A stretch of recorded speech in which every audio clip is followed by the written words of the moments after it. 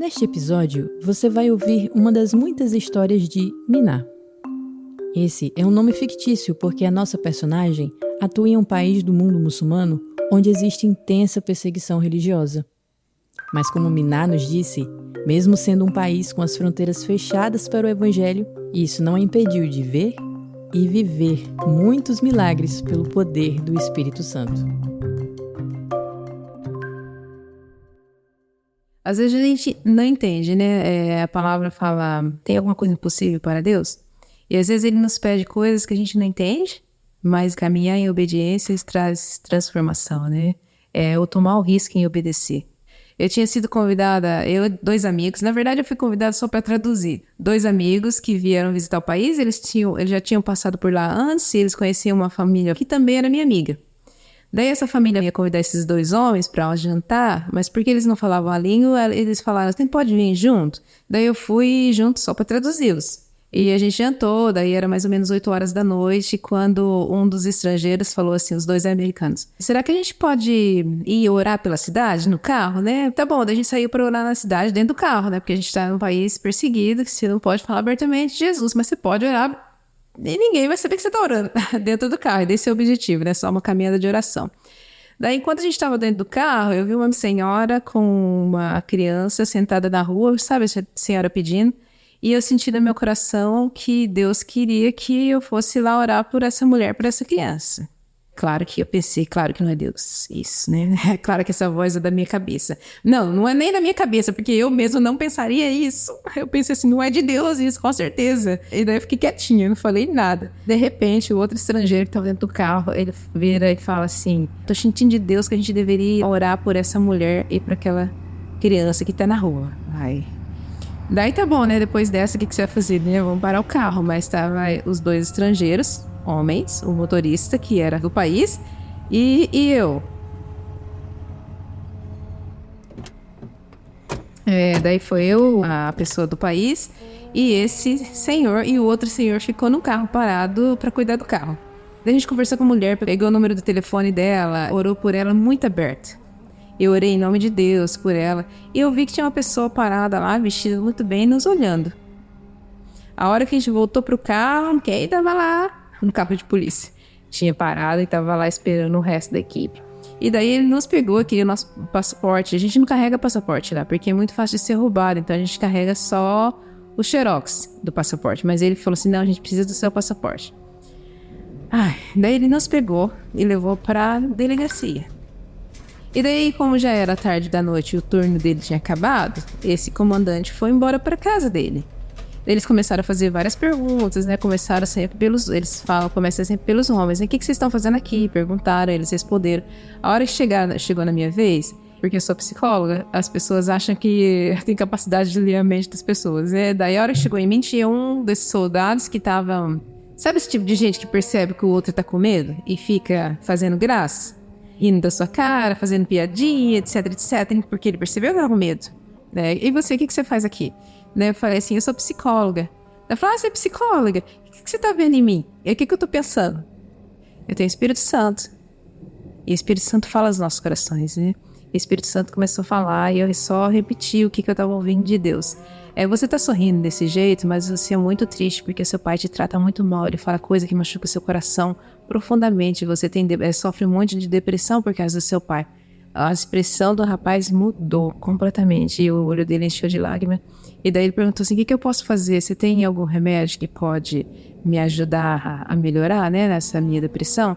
Daí eu falei pra ele assim, então, tem uma massagem que foi escrita por um autor que se chama Tiago. Não sei se você já leu o livro deles, você sabe. Claro que não, né? Claro que eu sei que não tinha lido nem conhece. Mas essa massagem pode ajudar você a ter paz, né? Aqui tá escrito em Tiago 5,17, que se alguém estiver doente, se estiver enfermo, né? Chama os presbíteros, ora com óleo, né? E a pessoa será curada. Daí eu falei pra ele que eu podia fazer a massagem. Da hora que ele sentou na cadeira, eu comecei a orar por ele, ele não sabia que eu estava orando, né? E nesse momento eu já tinha experiência com muita gente, então já tinha visto muita coisa, o que acontece normalmente. Então, Ele sentiu dor de cabeça, começa a andar na cabeça dele, porque o que ele tem, da escuridão que tem nele, né, não queria ficar amarrado e fica com medo do espírito que a gente tem, que é o Espírito Santo. Até que a dor de cabeça parou e ele começou a sentir paz, e ele falou, né, e junto com ele, ao redor, tinha um monte de gente assistindo e olhando, outros soldados que estavam lá. Resumindo, os outros também quiseram massagem.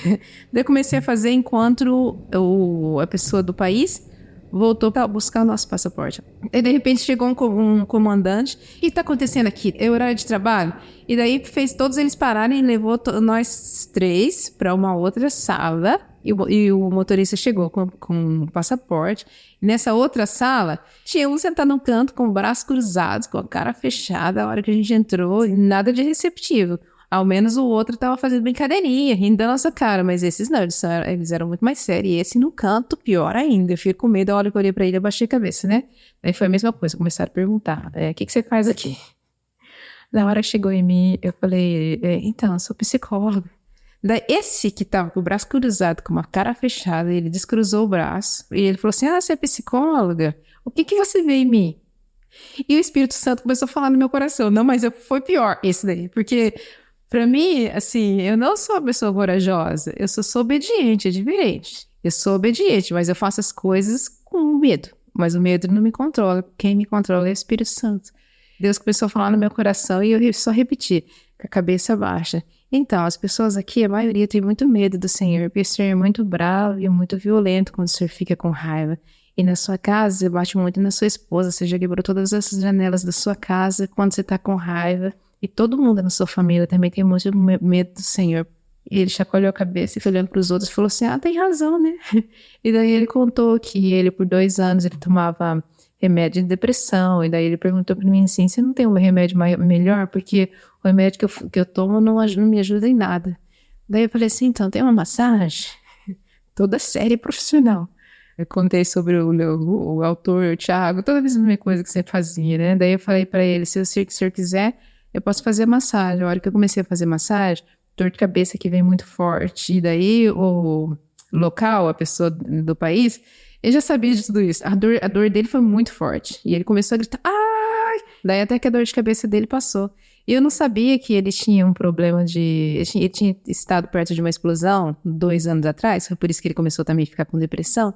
E ele tinha um problema no ouvido dele que fazia esse zumbido e ele não ouvia direito. E quando eu fiz a oração pra ele, esse zumbido parou e ele começou a ouvir normal. Então pra ele, assim, foi o máximo. Mas de repente ele começou a sentir dor no braço e aqui no ombro esquerdo. E de novo começou a gritar. Daí tá bom, daí eu pedi pro outro homem estrangeiro, porque não tocar na cabeça aqui, tudo bem, né? Mas aqui no braço dele, chamei o outro senhor e ele começou a fazer massagem no braço enquanto eu comecei a fazer na cabeça. E Deus trouxe revelação no meu coração que ele carregava a arma desse lado aqui e ele tinha matado muita gente. Então, claro que eu não queria envergonhar ele, né? Porque é um país que vergonha e honra é muito forte. E daí eu falei pra ele assim, falei baixo, só pra ele ouvir, você carregava sua arma desse lado e você matou muita gente, né? Suas mãos estão muito sujas de sangue, mas Deus quer perdoar você por tudo que você fez e limpar o seu coração e fazer você ter descanso nele. Ele só chacoalhou a cabeça. E daí a dor continuou e foi descendo, até... Eu sei que parece filme, mas eu tenho testemunha. Até que a dor saiu pelos dedos dele. Nossa, depois disso, mais ainda que ele ficou muito surpreso com tudo que aconteceu. Daí já era 2 horas da manhã, mais ou menos. E daí ele falou assim, infelizmente eu não posso liberar vocês, porque quem pegou vocês foi o outro comandante, então eu não tenho autoridade de deixar vocês irem para casa.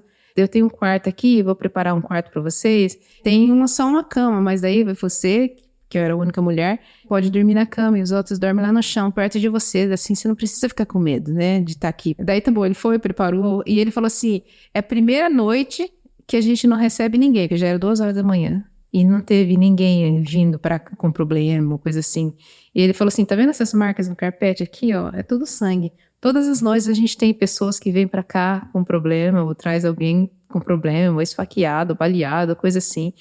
Sempre tem problema, mas nessa noite com vocês a gente tá em paz aqui.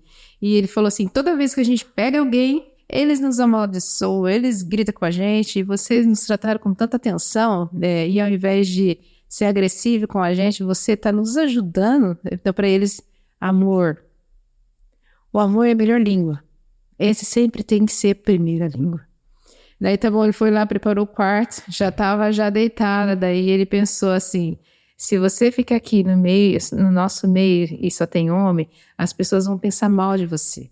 Então, ele mudou de ideia, ele ligou para 2 soldadas e mandou um carro buscá-las.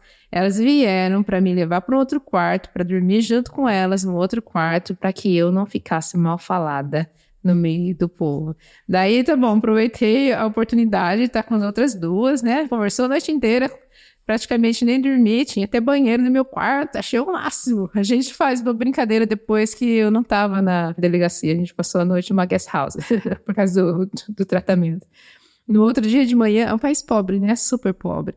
Então, normalmente eles tomam chá e comem pão. Esse é o café da manhã, mas no outro dia eu tinha ovo, eu tinha leite e tinha pão. Fui tratada realmente com todas as honras, porque o Deus que a gente serve é um Deus vivo, que age no impossível e que faz coisas que a gente não pode nem imaginar, né? Na noite anterior, o homem não pode pedir o número de telefone da mulher, mas eles podem dar o número de telefone. Vários deles deram o número de telefone deles. Teve um que morava numa cidade longe, ele falou assim, minha mulher, ela tá sempre doente, se eu puder trazer ela aqui pra você fazer a massagem nela também, então você me liga, a gente combina. Daí todos eles deram o número de telefone, mas esse um que tava lá no cantinho com cara de bravo e que foi curado, ele foi mais sábio e ele pegou o número de telefone do nacional, do local que tava com a gente. Na parte da manhã que o comandante chegou, nos liberou e a gente foi embora. Esse que foi curado do ouvido começou a ligar pro motorista, falando, traz essa... Eles chamam a gente de médico, né? Traz a médica aqui na minha casa, por favor. Demorou 3 semanas pra eu ir na casa dele, porque ele morava num lugar perigoso. Daí demorou 3 semanas. A hora que eu cheguei na casa dele, ele trouxe várias mulheres da família dele. Tinha mais ou menos 8 ou 9 mulheres. E o sogro dele tava lá. Todos eles esperando pra quê? Pra massagem. Daí a hora que eu cheguei lá, a mulher dele falou assim, não sei o que você fez com ele, mas ele mudou completamente nessas 3 semanas, parece que ele é um novo homem. Resumindo, pra fazer essa história mais curta, a gente fez amizade com essa família, é claro, tinha uma lá que tava com um nódulo nos seios, que ela tava morrendo de medo de ser câncer. Daí enquanto a gente tava orando, esse nódulo desapareceu. Teve um monte de coisa que aconteceu com essas mulheres também, que foi Deus usando. Acabou que, claro, que a gente desenvolveu um relacionamento mais profundo com essa família e continuou com esse relacionamento até que ele se converteu, aceitou Jesus, mas ele morria de medo, né? Porque ele sabe do país dele como que funciona. A família dele, a esposa dele aceitou Jesus. Daí depois, infelizmente, aconteceu um evento grande no país que eles tiveram que sair do país, né? Mas saiu do país salvo e tá em outro lugar que tá salvo. A mulher que tava na rua, que a gente pegou o telefone dela, depois a gente entrou em contato com ela, daí a minha amiga, que era do país, começou a ir na casa dela e a compartilhar o evangelho com ela. Essa mulher também se converteu. Então Deus tem um plano com todas essas coisas. Às vezes Deus fala as coisas pra gente, a gente fala assim, claro que não é Deus. Tá esquecendo que eu tô num país muçulmano, só que eu vou lá na rua orar por essa mulher, que foi o meu primeiro pensamento incrédulo, né? E daí Deus toca no coração de alguém. E daí a hora que veio a consequência de ir para a delegacia, eu pensei assim, talvez não era Deus. E a gente, como cristão, às vezes a gente, em vez de focalizar e crer, não, Deus tem um propósito com tudo isso. Eu quero realmente que Deus me ensine a confiar mais nele todas as vezes e não duvidar. Não, ele falou e ele confirmou através dessa outra pessoa.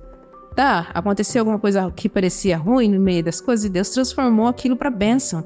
Mas quando ele fala, olha, se você passar pelas águas, passar pelo fogo, não temas, eu estarei contigo. E ele é fiel. Ele não fala que a gente não vai passar por dificuldade, mas ele promete que ele vai estar junto. E ele é capaz de transformar aquilo que parece que é ruim, né? Todas as coisas cooperam para o bem daqueles que amam a Deus. E ele sabe que nós o amamos. E ele vai transformar as coisas ruins em coisa boa, para a glória do nome dele.